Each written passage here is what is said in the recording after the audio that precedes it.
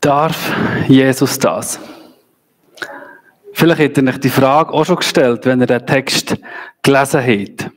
Ich habe recht Mühe gehabt mit dem Text, weil es irgendwie so nicht mein Bild, das ich von Jesus habe, unterstricht. Jesus, der sonst den Menschen mit sehr viel Nächstenliebe begegnet.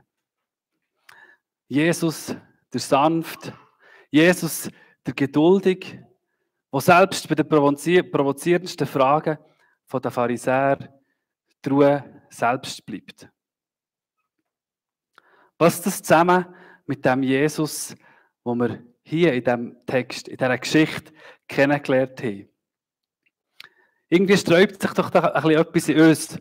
Und wir fragen uns, darf Jesus das? Warum hat Jesus das gemacht? Und für diese Frage heute Morgen ein bisschen auf den Grund zu gehen, werde ich zuerst kurz ein bisschen den Kontext klären. Der Johannes berichtet uns davon, dass Jesus an der Hochzeit von Kana war. Und er hat dort sein erstes Wunder gemacht. Und durch das sein öffentlicher Dienst angefangen. Und jetzt, kurz bevor das Passafest ist er mit seinen Jüngern nach Jerusalem gegangen. Das Passafest ist die Zeit, wo sich Israel daran erinnert, dass Gott sein Volk aus der Sklavenschaft, aus der Gefangenschaft von Ägypten befreit hat.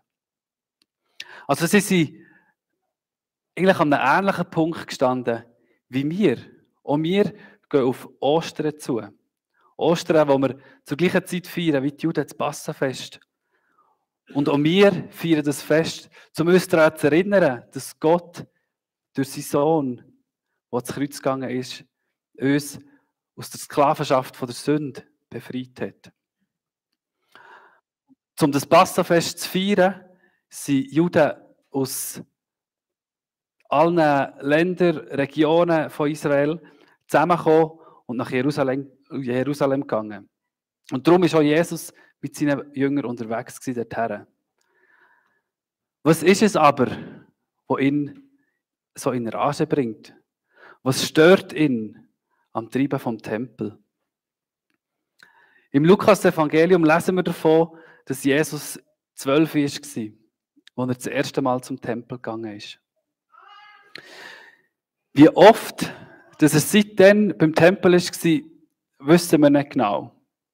Aber ich kann mir vorstellen, dass er jedes Mal, wenn er zu dem Tempel ist, hat gesehen, was dort abgeht, was für ein Treiben war, muss das für ihn wahrscheinlich wie ein Stich ins Herz sein, wenn er gesehen hat, was die Menschen aus dem Tempel gemacht haben. Aber das Mal, wo er kommt, in unserer Geschichte, ist es anders. Er ist nicht mehr einfach ein normaler Besucher von dem Tempel, sondern er hat seine Zeit vom öffentlichen Wirken angefangen. Und so kann Jesus gar nicht anders als anfangen zu handeln. Uns wird berichtet von Ständen mit Tieren, mit Geldwechslern. Aber was ist daran so schlimm? Eigentlich ist doch das eine super Sache gewesen. Das ist doch mega praktisch gewesen. Weil jeder fromme Jude hat im Tempel ein Opfer gebracht, hat Gott zur Ehre geopfert. So wie es das Gesetz verlangt hat. Und für die eben ein bisschen von weiter her kamen, ist das sehr praktisch gewesen, dass sie ihr Opfertier erst beim Tempel kaufen können. Ihr müsst euch vorstellen, wenn so eine Taube den ganzen Weg mitnehmen oder sonst ein Tier. Eigentlich ist doch das sehr praktisch gewesen für die Leute. Das hat einen praktischen Aspekt gehabt, wieso es dort Opfertier gegeben hat. Das Gleiche ist auch mit den Geldwechslern. Jeder Jude musste Tempelsteuer zahlen und die hat man nur in jüdischen Währung zahlen. Wegen dem Bilderverbot vom Tempel hat man nicht eben können mit irgendwie einer anderen Währung, wo vielleicht ein Bild vom Cäsar wäre drauf gewesen oder so, die Tempelsteuer dürfen zahlen. Und darum haben alle Juden, egal aus welcher Region, welchem Land sie kommen, haben zu dem Tempel kommen, dort das Geld können wechseln und so die Tempelsteuer können zahlen. Also eigentlich sehr praktisch das Ganze. Was ist es denn, wo Jesus daran stört? Weil es sind ja Sachen, die schlussendlich eigentlich im Gottesdienst dienen. Es hat der fromme Jude das Ganze einfacher machen. Warum kann Jesus die scheinbar notwendigen Sachen nicht einfach akzeptieren, wie das die anderen frommen Juden auch gemacht haben? Weil die hat ja anscheinend das ganze Treiben im Vorhof nicht gestört. Und man kann sich fragen, hat er sich am Opferkult gestört? Hat er sich um das Tierwohl gesorgt? Oder was ist es, was ihn zornig gemacht hat? Und mir kommen aus diesem Text 3 so Punkte entgegen, wo ich das Gefühl habe, wo Jesus gestört hat an dem ganzen Treiben, wo dazu geführt hat, dass er eben so gehandelt hat, wie wir das vielleicht sonst nicht so gewarnt sind von Jesus. Und um das zu verstehen, müssen wir ein bisschen verstehen, was der Tempel war. Wir müssen uns ein bisschen mit dem Tempel befassen. Uns muss bewusst sein, dass der Tempel ist nicht einfach irgendein Gebäude war, ein normales Gebäude wie jedes andere, sondern Gott selber hat den Tempel ausgesucht, um mit seiner Gegenwart dort zu wohnen. Es war der Ort, wo Gott gegenwärtig war. Darum hat auch nur der Hohepriester, der hat einmal im Jahr in das Allerheiligste rein dürfen, stellvertretend für das Volk und auch erst nachdem, dass er eine längere Zeit von der Reinigung hinter sich hatte. Alle anderen sind, wenn sie in das Allerheiligste reingegangen sind oder sonst auch dieser Bundeslade, dieser Gegenwart von Gott nach sich kommen, die sind auf der Stelle gestorben. Also der Tempel war ein heiliger Ort, ein Ort vom Gottesdienst, ein Ort, wo Gott im Mittelpunkt stehen sollte. Aber mit dem ganzen Markttreiben ist eigentlich die Welt mit ihrer Ich-Bezogenheit wie in den Vorhof hineingekommen. Es ist nicht mehr darum gegangen, um Lobpreis, um Dank, um Bitte, sondern auf einmal ist es um Geld gegangen, um Gewinn. Es war nicht mehr ein Ort, wo man einfach still vor Gott gekommen ist, sondern es war ein Ort, wo ein riesen Tumult geherrscht hat. Am einen Ort hat man die besten, die schönsten Opfertiere angeworben. Nebendran ist der beste Wechselkurs angepriesen worden. Also wir können uns das leibhaftig vorstellen, wie das dort hat müssen zu und her gehen. Von Stille, von Lobpreis, von Dank und von Bitten ist nicht so viel wahrzunehmen gewesen. Und ich glaube, da hat Jesus nicht können und nicht wollen darüber hinweggucken. Einfach ein weiteres Mal vielleicht ein Auge zuzudrücken, wenn Menschen Gottes Gegenwart wie nicht wahrnehmen, verachten, das hat er nicht können. Er hat gewusst, der Tempel ist der Ort, wo Gott, wo der Vater im Mittelpunkt soll stehen. Und eben nicht der Gewinn, auch nicht das Opfertier selber, sondern es war ein Ort, wo Gott im Mittelpunkt stehen soll. Jesus hat auch über die vielleicht am Anfang frommen Floskeln hinweg gesehen, dass man sagt, ja, aber das ist ja alles zur Ehre Gottes. Das dient doch alles am Gottesdienst. Nein, Jesus hat gesehen, dass so ein Kaufhaus eben alles andere als dem Gottesdienst dient. Sondern, dass es die Menschen, dass der Fokus der Menschen weg von Gott und her zu eben dem besten Wechselkurs, dem schönsten Opfertier bringt. Und dass das eigentlich etwas ist, wo Gott nicht die Ehre gegeben hat, die er sich gewünscht hätte. Und vielleicht verstehen wir jetzt Jesus ein bisschen besser, dass er so gehandelt hat. Und gleich kann man sich fragen, hat er nicht ein bisschen überreagiert? Hat er nicht mit diesen Leuten mal das Gespräch suchen, mit diesen Verantwortlichen reden und sagen, wie er das sieht? Sie versuchen, mit seinen Argumenten zu überzeugen. Ich glaube, Jesus hat sich hier bewusst für einen Weg vor Konfrontation entschieden. Hätte er mit denen angefangen zu reden, wäre es wahrscheinlich nur in Diskussionen ausgeartet. Aber durch seine Tat hat er eigentlich jeden, der in diesem Vorhof ist gestanden, dazu gezwungen, sich zu entscheiden. Finde ich das gut, was er macht? Oder finde ich es nicht gut? Jesus hat nicht einfach aus einem Gefühl heraus gehandelt, aus einem Gefühlsausbruch, den er später bereuen musste, sondern er hat aus einem Eifer heraus gehandelt. Aus einem Eifer für Gottes Haus. Und das wird auch den Jüngern bewusst. Und vielleicht kannst du jetzt die erste Folie einblenden, zum mal den Text haben. Das wird den Jüngern bewusst. Und sie erinnern sich an Psalm 69, Vers 10, wo steht: Der Eifer für dein Haus wird mich verzerren. Die Jünger haben etwas gemerkt von dem. Und Jesus hat die Leute dann zumal, genau gleich wie er heute uns aufgefordert, dass wir das erste Gebot, ich bin der Herr, die Gott, uns zu Herzen nehmen. Gott soll die erste Priorität sein in unserem Leben und nicht etwas anderes. Und das hat Jesus eigentlich mit dieser Tempelreinigung diesen Juden deutlich machen. Er will, dass die Leute einen genauen Blick auf ihren Gottesdienst werfen und sich fragen, wer steht dort im Mittelpunkt? Oder was ist der Mittelpunkt? Und so habe ich mich natürlich gefragt, ja, was würde Jesus an unserem Gottesdienst kritisieren? Weil es ist eben ja dort nicht darum gegangen, dass er eben gegen Opferkult war. Nein, das ist ja etwas, was Gott selber eingesetzt und angeordnet hat. Aber er hat sich daran gestört, dass es eben oberflächlich ist geworden. Dass es nur noch um das Opfertier gegangen ist, um den Wechselkurs und nicht mehr um Gott. Und ich glaube, das fordert uns heraus, zu fragen, um was geht es uns im Gottesdienst? Steht Gott im Mittelpunkt von unserem Gottesdienst? Oder ist es vielleicht eher die Art und Weise, wie wir Gottesdienst finden?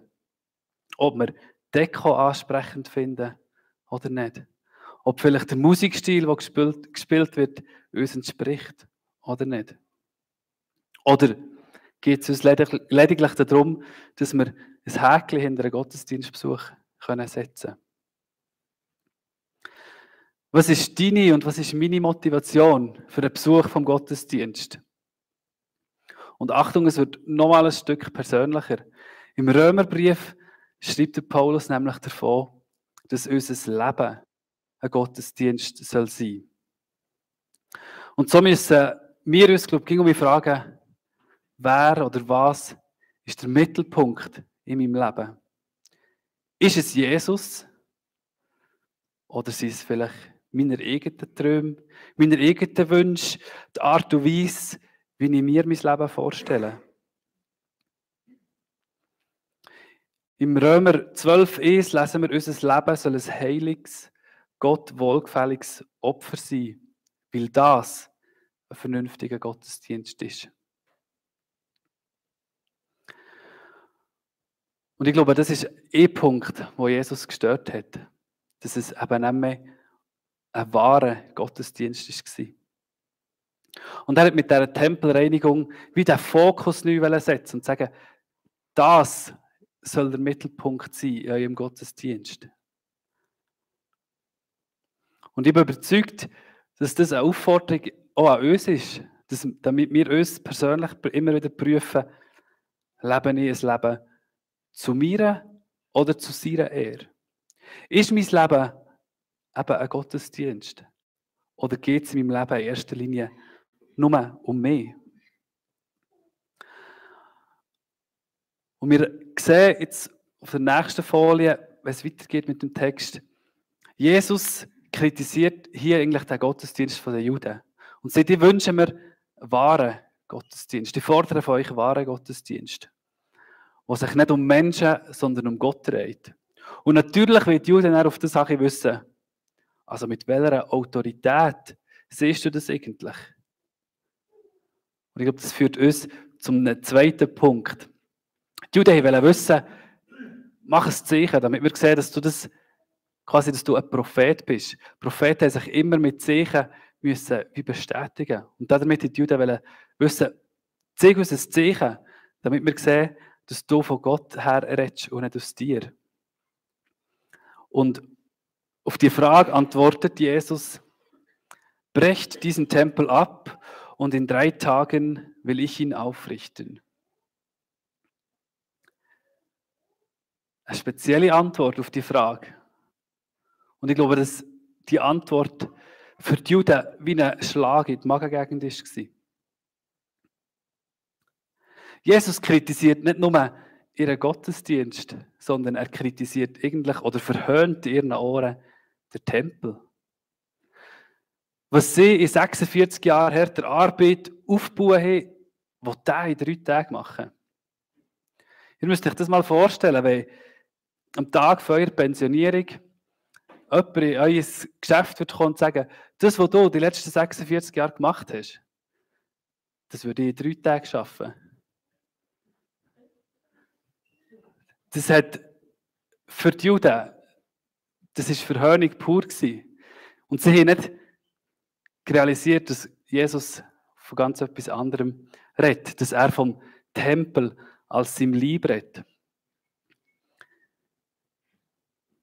Wie hätten sie das wissen? Schließlich ist es den Jüngern auch nicht bewusst gewesen. Und ich finde es herrlich, wie der Johannes hier ehrlich schreibt und sagt, wir haben es auch nicht verstanden. Eigentlich haben wir das erst gecheckt, wo Jesus von den Toten auferstanden ist. Haben wir gecheckt, dass er bereits dann auf das angespielt hat.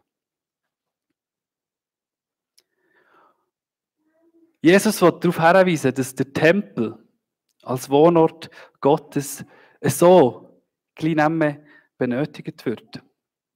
Um das vielleicht auch mit dem Wort von Johannes zu sagen, der Johannes hat geschrieben, das Wort wurde Fleisch und wohnte unter uns. Also Jesus hat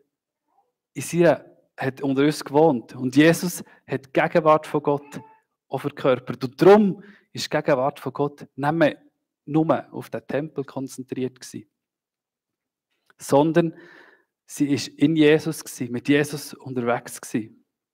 Und auf das weist Jesus hierher. Und wir wissen ja, dass nicht die Frage nach dem Wohnort von Gott noch wie ein weiterer Schritt ist nach dem Tod von Jesus. Nachdem dass nämlich Jesus auferstanden und in den Himmel gefahren ist und der Heilige Geist ausgegossen worden ist, schreibt der Paulus im 1. Korinther 3,16 Folgendes: Wisst ihr nicht, dass ihr Gottes Tempel seid und der Geist Gottes in euch wohnt? Mit der Tempelreinigung zeigt uns Jesus bereits am Anfang vom Johannesevangelium auf, dass der Tempel wird vergehen und dass durch seinen Tod am Kreuz wie ein neuer Tempel eingeweiht wird. Sein Leib, das die Gegenwart von Gott beherbergt hat, eben wird niedergerissen und am 3. Tag aufgerichtet. Und es ist spannend, dass das Wort aufrichten ist im Griechischen das gleiche Wort wie auferstehen. Also eigentlich schon dort weist Jesus darauf her, wenn ihr den Tempel, mein Leib, niederreisset, so würde ich nach 3 Tagen auferstehen.